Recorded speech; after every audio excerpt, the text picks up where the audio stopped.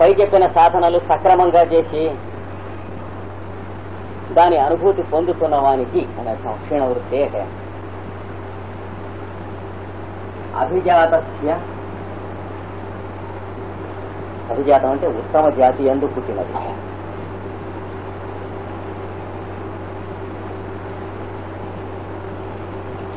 తర్వాత చెప్పుకోవాలి మణేహే అంటే రత్నమునకు, మణేహే అంటే రత్నమునకు, ఇవ అంటే వలే చెప్పుకోవాలి. ఇక్కడ ఇవ అంటే ఉత్తమ జాతి రత్నమునకు వలే అన్నమాట.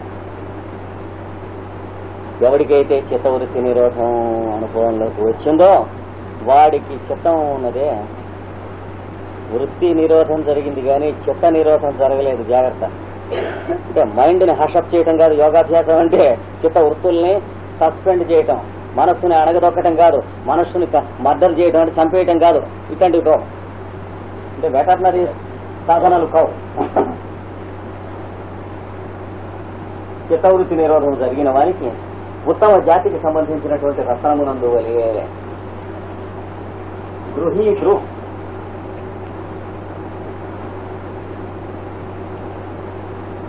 అంటే గ్రహించువాడు, గృహీత అంటే గ్రహించువాడు. తర్వాత గ్రహణ, గ్రహించుట అను పని.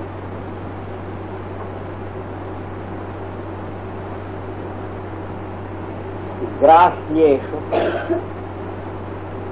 అంటే గ్రహింపదగిన విషయములందు.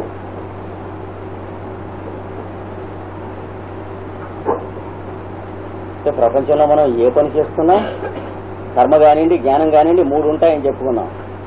అంటే చేసేవాడు ఏం చేస్తున్నాడో ఆబ్జెక్టు, చేయుట అనేటువంటి పని. అన్నం తింటున్నాడు అనుకోండి, తినేవాడు తినబడే అన్నం తినుట అనేటువంటి పని. ఏదైనా ఆలోచిస్తున్నాడు అనుకోండి, ఆలోచించేవాడు ఆలోచన, ఆలోచించుట, మూడు ఉంటాయి. ఆ మూడు ఇక్కడ చూస్తున్నాడు. గృహీతుడు అంటే గ్రహించేవాడును, గ్రహణం అంటే గ్రహించుట అనేటువంటి పనిని, గ్రాహ్యం అంటే గ్రహింపబడు విషయము, సు అంటే వాటి యందు, ఈ మూడిటి యందు తత్ స్థ దాని యందు ఉన్నట్టి, తత్ అంటే అది, స్థ అంటే ఉన్నట్టి, దాని యందు ఉన్నట్టి. తత్ అంజనత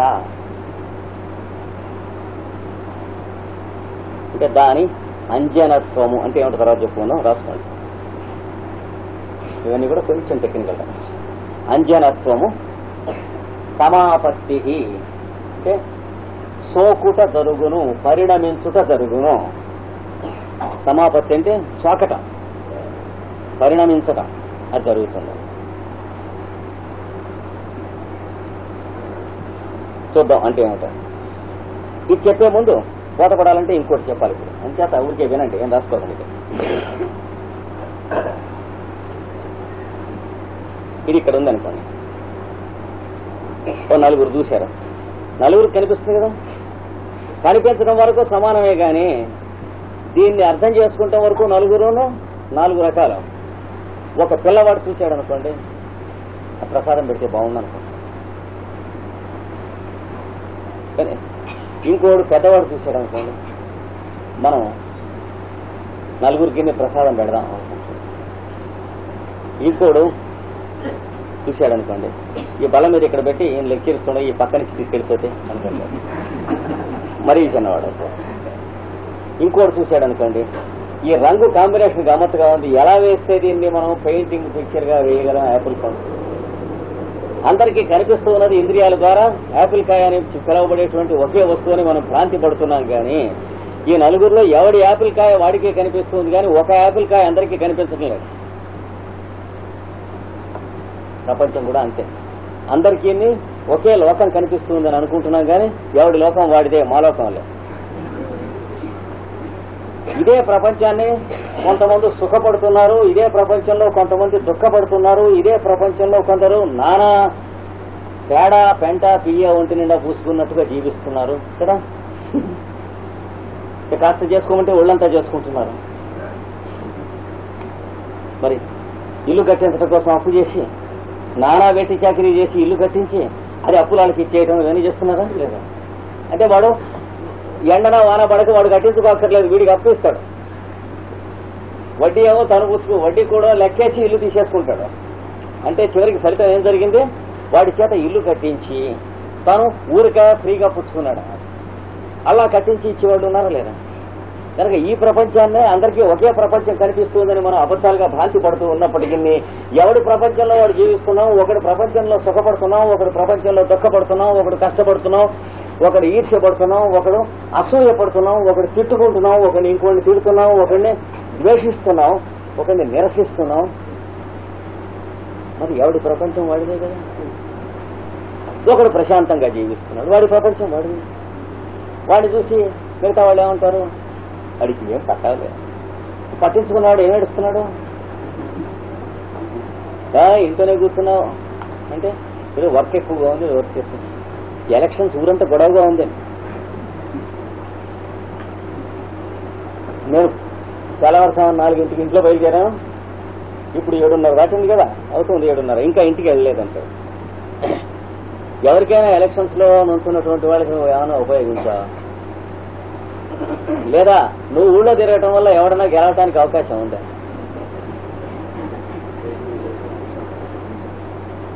అది ఎందుకు తిరిగామంటే మానసికమైనటువంటి దురద ఒకటి, మెంటల్ ఇచ్ అంటారు దాన్ని, స్వర అన్నాడు హనుమాన్ గారు.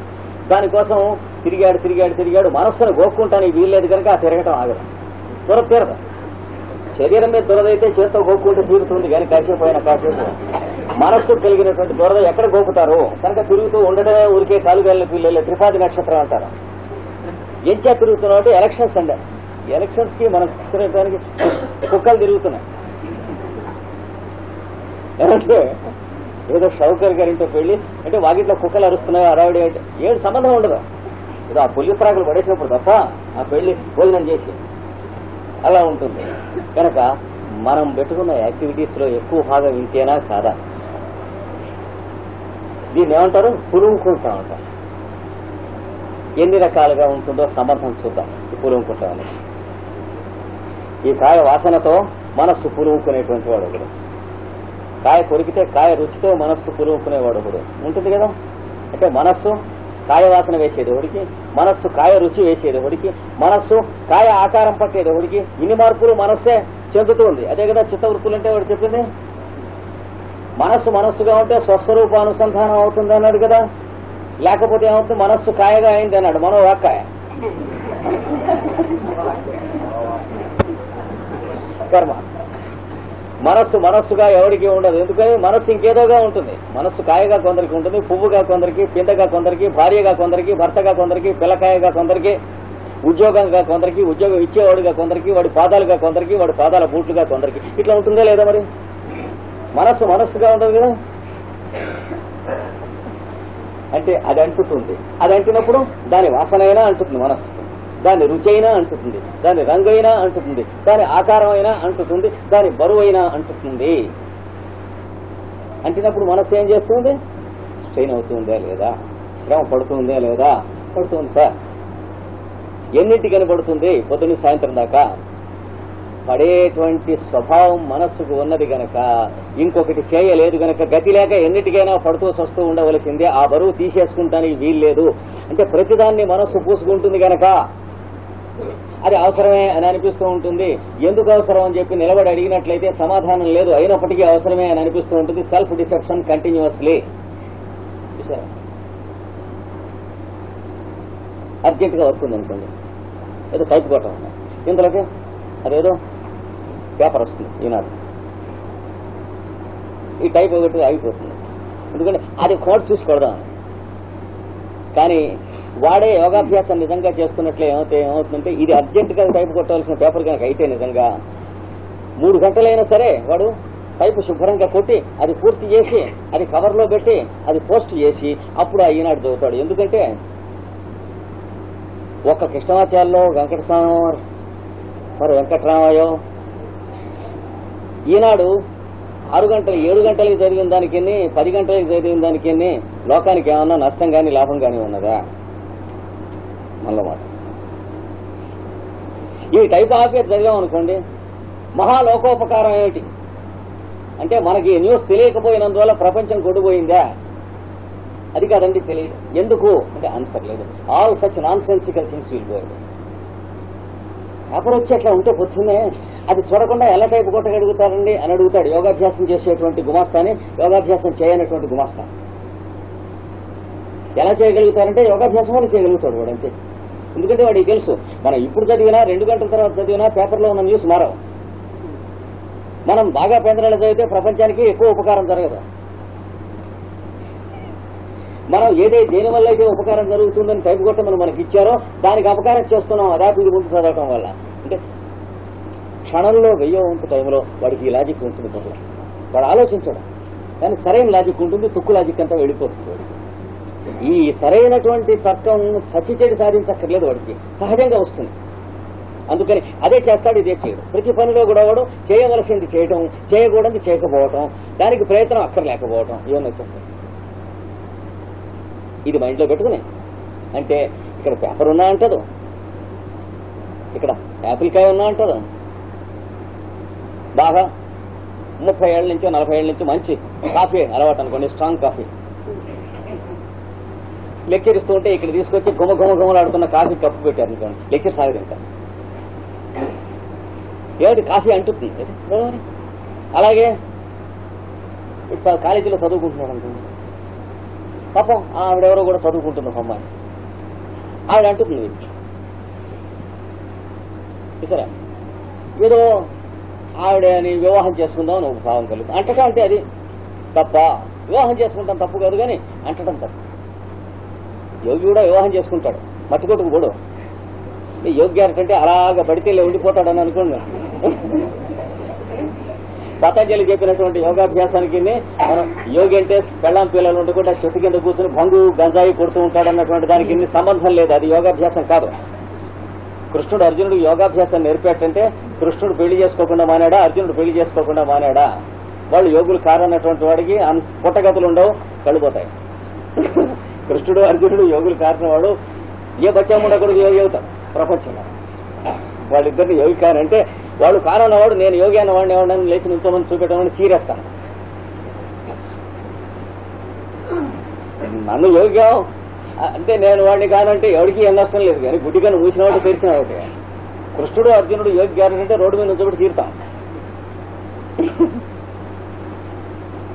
అంటే he should be A worst scoundrel. వాళ్ళు యోగులు గారు పెళ్లి చేసుకున్నారు కాబట్టి అంటే అందుచేత వీళ్ళ మార్గం జాగ్రత్తగా అర్థం చేసుకోవాలి. ఇప్పుడు ఈ అంటుకుంటాం, వాసన అంటుకుంటాం, రుచి అంటుకుంటాం, రంగు అంటుకుంటాం, శుభ్రాన్ని మొదట తీరం ఉందనుకోండి, మనస్సు అలా ఉంటుంది అనుకోండి. అడుగున చెంబులు తోమినటువంటి రాగి చెంబులు తోమి పడేసినటువంటి పాత చెత్తపండు పిప్పి ఉందనుకోండి తల మీద, ఈ మొదట తీరం జారి అందులో పడ్డదనుకోండి, ఏమవుతుంది? ఆ తీరం దీనికి అంటుకోదు. అలాగా పరిసరముల యొక్క పరిస్థితులు మనస్సుకు అంటుకుంటూ ఉంటాయి. అది చిత్తవృత్తి అంటే mind is tinged with environmental influences. రంగు, రుచి, వాసన, ఆకారము, వికారము, పేర్లు, సంబంధములు, చుట్టరికములు మొదలైనటువంటివి అంటుకుంటూ ఉంటాయి. యోగికి భార్య ఉంటుంది, పిల్లలు ఉంటారు, ఇల్లు ఉంటుంది, వరకులు ఉంటుంది, ఇందులో అంటుకునేది ఏమి ఉండవు. ఆ స్థితి వస్తుందని చెబుతున్నాడు. ఇప్పుడు చూడండి ఈ సూత్రం అర్థం మీకు బోధపడుతుంది. ఈ అంటుకోవటం కాకుండా ఒక మంచి ఎర్రగా కాబూల్ దానిమ్మ పండు గింజలాగా ఉన్నటువంటి ఒక పద్మరాగ మణి ఉంది అనుకోండి, బలం మీద ఉంది. అబ్బా ఏమి రంగు, ఇలా పక్కకు కొంచెం జరిపారు, ఊరే మారిపోయింది. నీలం, ఫస్ట్ క్లాస్ అయినటువంటి నీలమణి ఇది, పద్మరాగం కాదు, మనం తినక గుడ్డి కళ్ళతో చూసాం. ఇలా ఇంకా చక్కగా జరిపాడు వాడు. అదేమిటండి మణి అంటారు, నీలమణి అంటారు ఏమిటి, చూడండి మళ్ళీ తిన్నాగా అన్నాడు. మనం చూసేటికి అరే ముత్యం ఇది, ఏమైంది వాడు చేసింది? ఎర్రగా ఉన్న గుడ్డ మీద ముందు చూపించాడు పెట్టి, మనకు కనిపించేటికి దానిమ్మ గింజలా ఉంది. వాడు కొంచెం పక్కన సరిపాడు, నీలమైన గుడ్డ మీదకి సరిపాడు. ఇప్పుడు ఏముంది, నీలమణిలాగా ఉంది. పక్కన మిల్క్ వైట్ గా ఉన్నటువంటి తెల్లని గుడ్డ మీదకి సరిపేటికి ముత్యంలాగా ఉంది. ఈ మూడింట్లో ఏది కాదు అక్కడ ఉన్న వస్తువు. ఇట్లా ఎత్తి చూస్తే శుద్ధ స్ఫటిక సంకాశం, రంగు లేదు. ఇప్పుడు చూడండి ఈ సూత్రం. ఇప్పుడు కానీ ఈ సూత్రం బోధపడదు. అందుకు ఇంత ఉపోద్ఘాతం చెప్పింది. సూత్రం టీకాలు వేసేస్తే సరిపోదు. క్షీణవృత్తి అంటే చిత్తవృత్తి క్షీణించినటువంటి వానికి అభిజాతస్య మణేహ ఇవ అంటే ఉత్తమ జాతికి చెందినటువంటి రత్నమునకు వలే. అభిజాత అంటే ఉత్తమ జాతి, మణి అంటే రత్నం, అంటే గాజులు కూడా రత్నాల్లా కనిపించేట్టుగా చేసి వేలు కొట్టేస్తారు. అలా కాకుండా నిజమైనటువంటి రత్నం వలే, ఉత్తమ జాతి రత్నం వలే.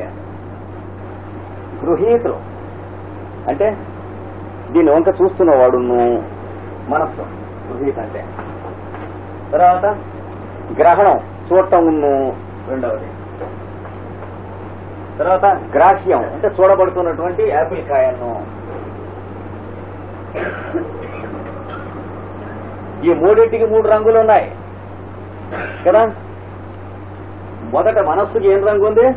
ఇదివరకు లోగడ మనం యాపిల్ కాయలంటే చూసినటువంటి రంగులన్నీ ఉన్నాయా లేవో మరి? లేకపోతే అసలు యాపిల్ కాయని ఎట తెలుస్తుంది? కొత్తగా యాపిల్ కాయ ఎవరికైనా చూపిస్తే అది యాపిల్ కాయో ఏపిల్ కాయో ఎట తెలుస్తుంది వాడికి? ఏమండి, ఎదురు చెప్పానే కుర్రండి, చిన్నప్పటి నుంచి వాడికి షుగర్ పెట్టకుండా, షుగర్ చూపించకుండా పెంచి షుగర్ టెక్నాలజీ పాస్ చేయించండి, వాడికి గోల్డ్ మెడల్ వచ్చింది. వాడికి పంచదార చూపిస్తే ఏమన్నా తెలుస్తుంది? అది ఏదో పదార్థం అనుకుంటాడు కానీ తీయగా ఉంటుంది, షుగర్ అని తెలియదు వాడికి. కానీ షుగర్ గురించి ఎలా తయారు చేస్తారో చెప్పంటే ఫస్ట్ క్లాస్ అని లెక్చర్ ఇచ్చేస్తారు. కనుక మనం ప్రపంచంలో చూస్తూ ఉన్నటువంటి వాతావరణంలో ప్రతి వస్తువుని గురించి కూడాను గ్రహీత అయినటువంటి వాడు అంటే మనస్సు, గ్రహించువాడు, కర్త అన్నమాట. వాడి దగ్గర ఏముంది? ఆ వస్తువుకి సంబంధించిన ఇదివరకు నేర్చుకున్న పాఠాలు ఉన్నాయి లోపల. యాపిల్ కాయ చూస్తే ఎగురుతాడు కుర్రాడు. ఏం చేద్దంటే అంతకుముందు యాపిల్ ముక్కలు పెడితేను, లేకపోతే ఇంకో కుర్రాడు యాపిల్ కాయ చూపిస్తే ఏడుస్తాడు. అంటే యాపిల్ కాయ చూపించి ముదిమి కొడుతున్నారు రోజు వాడికి అనుకోండి. వాడికి మళ్ళీ యాపిల్ కాయ చూపిస్తే ముదిమి కొడతారని భయం. తెల్లని గౌన్ తొడుక్కుని నెత్తిన నర్సు ఉంటుంది చూడండి, ఆ వేషం వేసుకుని ఎవరన్నా లోపలికి వస్తే మా మనవాడు ఏడుస్తాడు. ఇప్పుడు ఏం చేత? ఆ వేషం వేసుకొచ్చి ఇంజక్షన్లు ఇచ్చారు. రేపు ఎప్పుడన్నా నర్సు ఎవరన్నా మాట్లాడదామని వచ్చిందనుకో లోపలికి వెళ్ళిపోతాడు. దీన్ని ఏమంటారు? కండిషన్డ్ రిఫ్లెక్స్ అంటారు, అసోసియేషన్ ఆఫ్ థాట్ అంటారు. కేవలం అనేటువంటి వాడు ఎక్స్పెరిమెంట్స్ చూపించాడు. కుక్కకి అన్నం చూపించండి, చూపిస్తే లాలాజలం ఊరుతుంది. ఆ టైంకి గంట కొట్టండి అన్నాడు. రోజు గంట కొట్టి అన్నం చూపించండి, లాలాజలం ఊరుతుంది. కొన్నాళ్ళు అయ్యాక అన్నం చూపించకుండా గంట కొట్టండి, లాలాజలం ఊరుతుంది. అది కండిషన్ రిఫ్లెక్స్ అంటే. ఏమండి, అలాగే కాల్లో చిన్న రేగుములు గుచ్చుకుందండి, దాని పక్కన టార్చ్ లైట్ వేసి చూస్తే తాచుపాము పెడుతుంది. వీడు మోహంతికి పడిపోతాడు, అంటే తాచుపాము గడిచిందనే కదా. అంతేకాక వాడికి రక్తంలో పరీక్ష చేస్తే తాచుపాము కరిచినటువంటి వాడికి ఏ విషయాలు ఉంటాయో అవి ఉంటాయి వాడి రక్తంలో.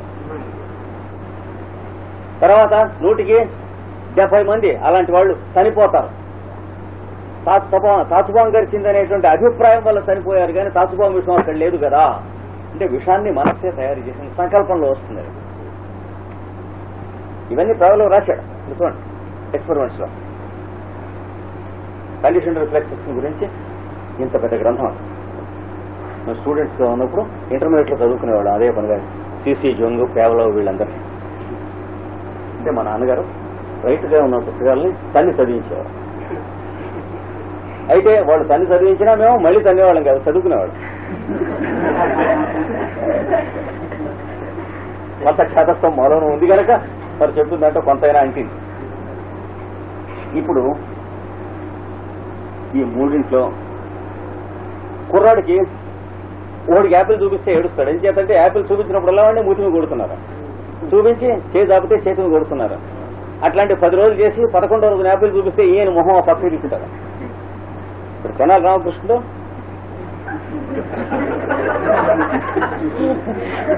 పిల్లిని పెంచి నా పిల్లి పాలు తాగదు ప్రభు అన్నాడు. నా అమ్మో అన్నాడు. పాలు చూస్తే పారిపోతుంది అంటే తీసుకొస్తుంది పారిపోతుంది. వీడు ఎట్లా ట్రైనప్ చేశాడు రా వాళ్ళకి ఆశ్చర్యం. ఏమీ లేవు, మొదటి రోజున కాగుతున్న మరుగుతున్న పాలు దానికి పోతాడు కదా. ఆ మర్నాటి నుంచి పాలు కనిపిస్తే పారిపోతుంది అది. వాడి ఇంట్లో పెంచుతున్న వాళ్ళు కూడా హైగానే ఉంది, పాలు తాగుతున్న భయం లేదు. వీడు తీసుకొచ్చిన తర్వాత కూడా చికెన్ ఏం లేదు, రైతు వాడికే వచ్చింది. ఇది పిల్లల ప్రదర్శనలో. అలాగా అంతకుముందు ఆ పిల్లికి పాలకి ఉన్న సంబంధం చేత ఇప్పుడు పాలకి పిల్లికి ఉన్న సంబంధం ఏర్పడుతుంది, కానీ ఇండిపెండెంట్ గా ఏర్పడదు. మనందరికీ జరుగుతున్నాయి అంతే కదా. ఈ తాటిపట్టగా అనుకుని కూర్చుంటాం అనుకోండి, కొంత కూర్చుంటాం. ఒక్కోడు కూర్చోబోయి మళ్ళీ యువతకు వచ్చేస్తాడు. ఏం చేత ఇదివరకు మాట వీపులో పేడు దిగింది.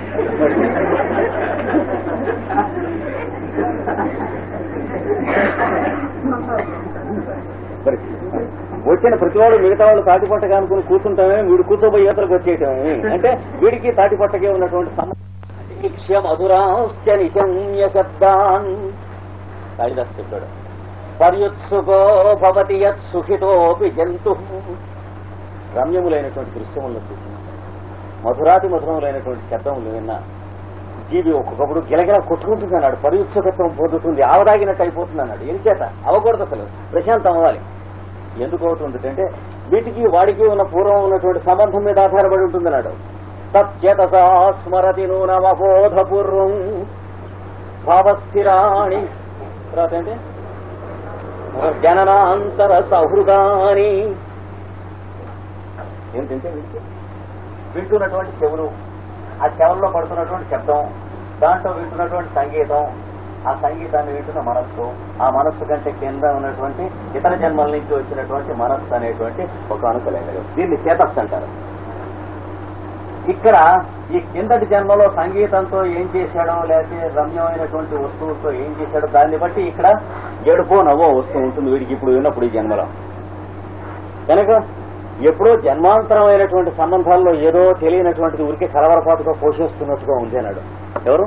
దుష్యంతుడు తన సభలో కూర్చుని నర్తకి నాట్యం చేస్తూ గాయని గానం చేస్తూ ఉంటే అవి వింటూ అంటున్నాడు. కానీ అసలు జరిగింది ఏమిటి? శకుంతలని ప్రేమించి పెళ్లి చేసుకుంటానని చెప్పాడు. ఋషి యొక్క శాపం చేత మరపు కలిగింది. ఈ మరపు అనేది అడ్డం ఉంది, లోపలేమో గోలగా ఉంది. అక్కడ పెట్టాడు కాళిదాసు శ్లోకం తీసుకొచ్చి. కనుక అందరం కూడా మనం అనుభవిస్తున్న సుఖం దుఃఖమును మన పరిసరాలకి, మన ప్రాంతాలకి పూర్వ జన్మల నుంచి కానీ, పూర్వ సంవత్సరాల నుంచి కానీ, పూర్వ దశాబ్దాల నుంచి కానీ, నిన్నటి వరకు కానీ, ఈవేళ సాయంత్రం వరకు కానీ మనం ఏవైతే అలాంటి వస్తువులతో కలిగిన ఏ విధమైన సంబంధములు కలిగి ఉన్నామో దాన్ని బట్టే మనకి ఇప్పుడు ఉన్నటువంటి అనుభవం ఉంటుంది, కానీ ఇంకో రకంగా ఉంటుంది.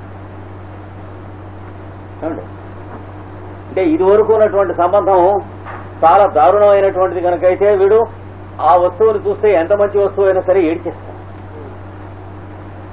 అది వరకున్నది పరమ ప్రశాంతమైన సంబంధం కనుకైతే ఎంత భీకరమైన వస్తువు అయినా సరే ప్రశాంతంగా మారుతాడు వాడు. చూసారా, వాడు గ్రహీత అంటే ఏమైంది వాడికి? అంటున్నాయి ఇవన్నీ వాడికి ఎన్ని జన్మల నుంచి అంటున్నాయి. తర్వాత పుట్టిన తర్వాత బుద్ధి తెలుస్తూ ఉంటే క్రమక్రమంగా వస్తున్న అనుభవంతో ఇన్ని సంవత్సరాల నుంచి అంటున్నాయి.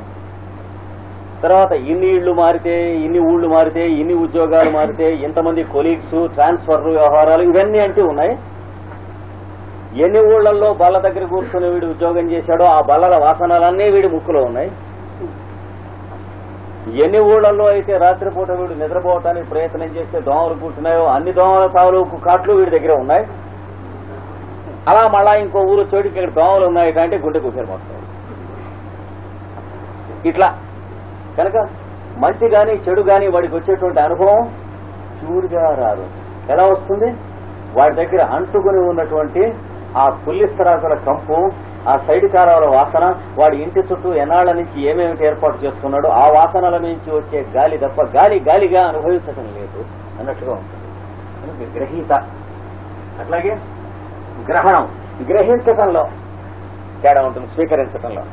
ఏమండి, ఈ కాయ ఇచ్చేసారు ఒకడు అలా కొడుకుని తినేస్తాడు నలుగురు, ఇంకోటికి ఇచ్చారు ముక్కలు కోసుకుని తింటాడు, ఇంకోటికి ఇచ్చారు ముక్కలు కోసి అందరికీ పెట్టి తను ముక్క తింటాడు. కనుక ఆ గ్రహించే విధానంలో కూడా ఉంటుంది అన్నది. వాడు యాపిల్ కాయ అని అంటాడు, వీడు యాపిల్ కాయ అని అంటాడు, వీడు యాపిల్ కాయ అని అంటాడు. కానీ వాడి రుచి వేరు, వీడి రుచి వేరు, వీడి రుచి వేరు. నలుగురికి పెట్టిన తర్వాత తాను తినేటువంటి వాడికి ఉన్నటువంటి రుచి తాను పీక్కుని తినేటువంటి వాడికి ఉండదు. తాను పీక్కుని తినేటువంటి వాడికి తింటున్నంతసేపు రుచి ఉంటుంది, జంతువుకున్న చొప్పన అవుతూ ఉన్నంతసేపు ఉన్న రుచి రాగా. అలాగాక ఇంట్లో పిల్లవాడికి భార్యకి ఎవరన్నా వస్తే వాళ్ళకి తల ముక్క పెట్టి తను తింటాన్ని ఏమంటారు? దాన్ని యజ్ఞశేషము లేక ప్రసాదం అంటారు. అందుకనే దేవుడి ప్రసాదం ఏం చేయాలి? తను తీసుకుని అందరికీ పెట్టకూడదు, అందరికీ పెట్టి తను తీసుకోవాలి. లోపలికి వెళ్ళి తెరడ్డం కట్టుకుని తను ముందు కొట్టేసి అప్పుడు అందరికి పంచి పెట్టకూడదు. అందరికీ పెట్టిన తర్వాత తను తీసుకుంటే ప్రసాదం అంటారు. లేకపోతే తన కోసం తింటే ఏమిటంటారు అన్నాడు భగవద్గీతలో, అహం స కేవలం భుంకే యత్మకారణాత్. తన కోసం తన భర్త కోసం ఉడకేసుకుని తినేది పిండాకుడు అంటారు, అన్నం అంటారు అన్నాడు. కొబ్బరికాయ కొట్టి పచ్చడి చేసుకోవచ్చుగా, టెంకాయ పచ్చడి. ఆంజనేయ స్వామి గుళ్ళో కొట్టి చేసుకున్నాం అనుకోండి, కొట్టడం ఆంజనేయ స్వామి గుళ్ళో కొట్టాం. ఎందుకంటే ఆ పుణ్యం కూడా ఫ్రీగా రావటానికి, ఒక్క డిప్ప కూడా ఖర్చు కాకుండా. అది డిప్పకాయ పనులు అంటారు. కానీ అలా చేసినప్పుడు అది టెంకాయ పచ్చడి అవుతుంది, కానీ ప్రసాదం చచ్చినా కాదు. ఎందుకు అవుతుందంటే టెంకాయ కొడుతున్నప్పుడు ఆంజనేయ స్వామి గుళ్ళో కొంతమంది పిల్లలు ఉంటారు, ఆంజనేయ స్వామి చుట్టూ ఎప్పుడు పిల్లకాయలు ఉంటారు. వాళ్ళకి తలో ముక్క పెట్టి మిగిలింది మనం తీసుకుంటే ప్రసాదం అవుతుంది, లేకపోతే టెంకాయ అవుతుంది. పిచ్చుకొండ అంటే ప్రసాదమా కాదా అన్నది దేన్ని బట్టి ఉంటుంది? ఇది కరెంటు పెడుతున్నటువంటి వైరా కాదా అన్నది దేన్ని బట్టి ఉంటుంది? ఏ లోహంతో చేసిన దాన్ని బట్టి ఉండదు. ఫస్ట్ క్లాస్ అయిన లోహంతో చేసి ఇన్సులేషన్ అది బాగా ఉన్నప్పటికీ కనెక్షన్ చిన్నగా ఉందే లేదా దాన్ని బట్టి కరెంటు వైరు, లేకపోతే కాదు. రాగితో చేస్తే చాలు కరెంటు వైర్ అవుతుందంటావా? బాయిలర్ కూడా రాగితో చేస్తాం, కరెంటు ఉంటుందా? అందుకని గ్రహించేటువంటి విధానము గ్రహణంలోనూ మనం అంటించుకుంటున్నాం, గ్రహీతగాను అంటించుకుంటున్నాం. అంటే గ్రహించేవాడుగా కర్తగాను ఇన్ని వేల జన్మల నుంచి అంటించుకున్నాం. గ్రహిస్తూ ఉన్న దాంట్లో అవకరంగా నానా ఎడ్డెగా చేసుకునేటువంటి పనులు, మన పొట్టగా మనం తినటం కోసం పీక్కు తింటున్నట్టు, మన పొట్టగా మనం వండుకుని తింటాం ఎడ్డెగా అయోమయంగా. మన కోసం మనం వండుకు తింటున్నాం అంటే ఇట గోక్కున్నా సరే ఆ వేలు అందులోనే పెడుతూ ఉంటాం, ముక్కులో పెట్టినా సరే ఆ వేలు అందులోనే పెడుతూ ఉంటాం. ఏ చేయి ఎడం చేయ కుడి చేయ మూడో చేయ తేడా లేకుండా పెట్టు అలాగే ఎడ్డగా తినేసేస్తూ ఉంటాం. లేదా తింటూ కూడా ఆ చేత్తోనే అందులో పెట్టుకున్నా తెల్లవాళ్ళలాగా తింటాం. ఎంగిలి తేడా ఏమో ఉండదు అన్నమాట, అయోమయంగా మంగళంగా ఉంటుంది, ఎడ్డే పనులుగా ఉంటుంది అనమాట. వాసనలు అలవాటు అవుతాయి, క్రమంగా దుర్వాసనగా తినటం కూడా అలవాటు అవుతుంది. కొన్నాళ్ళు అయ్యేటప్పటికి పెరుగు పుల్లగా ఉంటే మాత్రమే రుచిగా ఉంటుంది, తీయగా ఉంటే ఒక కోడికి డోపు వస్తుంది. అంటే ఇదే పూర్వవాసనలు, అంటే పుల్ల పెరుగు అలవాటు చేసుకున్నాం కదా. ఒక కోడికి పెరుగు తీయగా ఉంటే ఓక్రమని డోపు వస్తుంది, ఎదురొస్తుంది. అంటే పులిసిందే తింటాం పూర్వజన్మలో అలవాటు. ఈ జన్మలో కూడా అన్నప్రాసనకి అన్ని అక్కడ పెడితే వదిలిపెట్టి పుల్ల పెరుగు మీద పెడతాడు.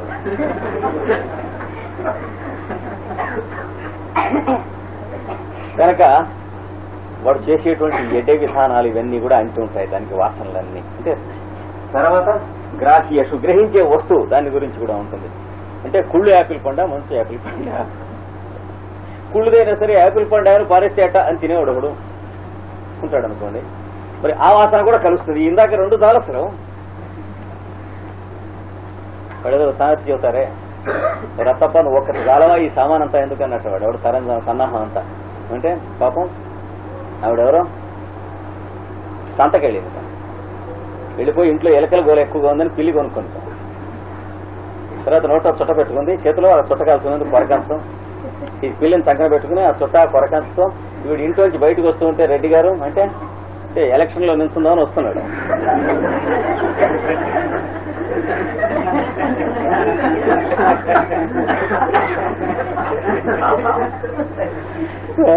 ఈ సంఖలోనేమో ఈ పిల్లి, నోట్లో చుట్ట, చేతిలో ఇది పోస్తూ అన్నది. అప్పలసా అన్నయ్య ఎక్కడికి వెళ్తున్నావు అన్నట. ఇవి చాలక అప్పుడు ఆయన అన్నట్ట, ఇన్నెందుకు నువ్వు ఒక్కటి చాలా అన్నట్ట. ఈ పిల్లి ఇవన్నీ ఇన్ని పట్టుకుని సరదా రావడం నువ్వు ఒక్కటి ఎదురొస్తే చాలు రాంబాణ ఠకామని కొట్టేస్తుంది ఇంత శ్రమ ఎందుకు అన్నట్ట. అలాగా ఈ రెండు సారస్వం. ఏది గ్రహీత గ్రహణం. అది కాక గ్రాహ్య వస్తువు కూడా పేడా పెంటాను అంటే పాడైపోయింది కాయ కొంచెం పాడైంది అనుకోండి, పాడవడం కాదు మిగలబండింది. ఎందుకంటే రూపాయి ముప్పావాల కదా కాయ, పాడైంది అని అనుకునే బదులు కొంచెం మిగలబండింది అనుకుంటే తినొచ్చు కదా అన్నాడు. తినొచ్చు కానీ అందుకు గాను ఖర్చు అంటే తర్వాత వీడికి చేసిన జబ్బుకి డాక్టర్ దగ్గరికి మందుకి వాటన్నిటికీ ఇంకా బాగా లాగేస్తుంది. అదేనా ఆదా అవచ్చుగా, లోకి ఖర్చు ఎక్కువ. కనుక ఈ మూడింట్లోనూ అంటుకున్నవి ఎన్ని రకాలైన దుర్వాసనలు ఉంటాయో మన పూర్వజన్మ నుంచి ఇప్పటిదాకా వచ్చినటువంటి అవన్నీ గ్రాహ్యేషు వీటన్నిటి